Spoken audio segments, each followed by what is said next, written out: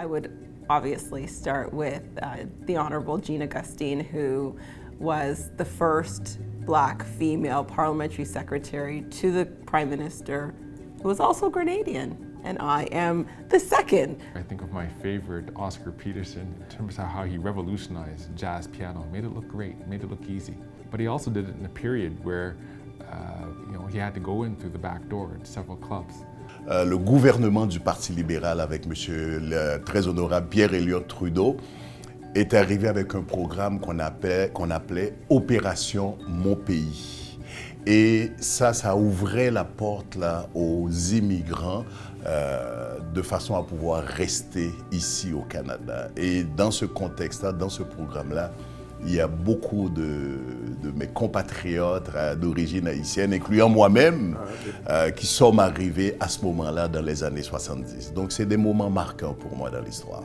I wouldn't say there's one piece. It's the ensemble of what the Black community has done within Canada. So, when we talk about being Black in Canada, my mother's from Barbados, my dad is from England, I'm a mixed race, and I don't have a dark skin. And I used to have a big afro when I was younger, so I would maybe stand out a bit more. But being Black is not just about the color of your skin. It's about your upbringing, it's about your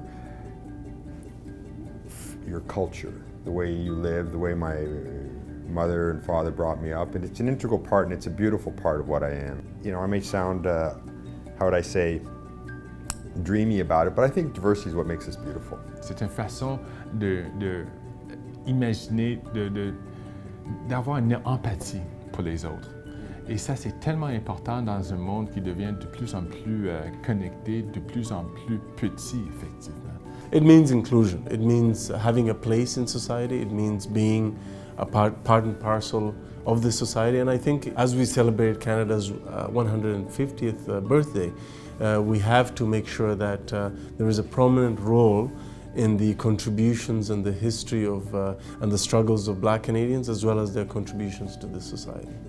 After Black History Month, I think that it's important to remember the lessons learned within our history, our shared history, and also to really amplify the conversation around diversity. Understanding that bringing those diverse viewpoints to the table allows us to make better policy, it allows us to make better decisions in business, it allows us to make better social decisions.